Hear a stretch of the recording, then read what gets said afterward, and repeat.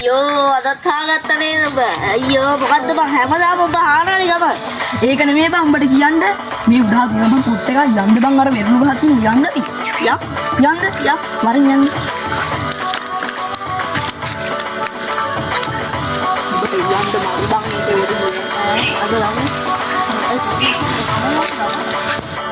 ඒ බං මොකක්වත් නෑ වගේ බං පාරේ. මම ඉස්සරේ ගියහම දැන් ගියෙත් නෑ බං ඔය කාලේ. කොහෙද දන්නේ නැහැ ගහ නේද? ඊයර අතන අයියා කෙනෙක් ඉන්නවා ගිහලා හවුද? අහෝය. ඒ බං මං අර අයියෙන් අහන්නද බං? ඔබ මෙතන ඉන්න. අහලා.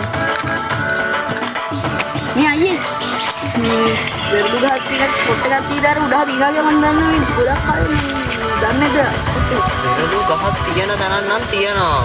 මේ හැබැයි ටිකක් උඩට යන්න ඕනේ. මේ මට පොඩි උදව්වක් කරන්න පුළුවන්ද මේ මට මේ අපේ ගෙදර මේ වැඩක් තියෙනවා. අර දානෙකට හැලපුවා ගහවද නේද? මට කැඳු පොඩි ටිකක් මේ අල්ලගෙන දෙන්න පුළුවන්ද මට? මේ කවරේ තියෙනවා. මල්ලි මේකට ගෙනල්ලා මට දෙන්නකෝ. හරි මේ හරියට ඉන්න. වරින් මං යනවා.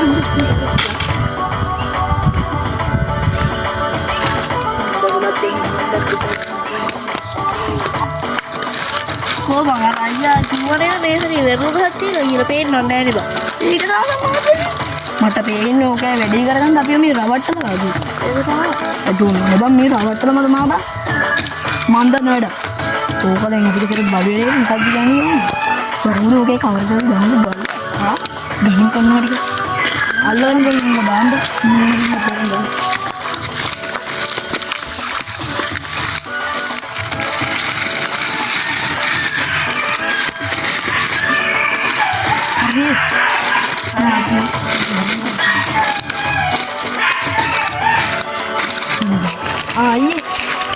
මේ වෙරුළු කෑල්ලනේ මට සිරිය කියන්න අයියේ මාර වරහයි මේ වාට මම ගෙනාවේ අම්මට සිරි කැඳු පොඩි ඉතිරි හොඳයි ඒක හොඳයි මේ එහෙනම් මේ බොහොම ස්තුතියි දැන් දානෙකට අනික මේ කැඳු කොළ ටික නේද ඔව් නැත්තම් කාල්ලා දුන්නේ නැති වුණා නම් අපිට මේව කරගන්න වෙන්නේ නැහැ නේ බොහොම ස්තුතියි හරියට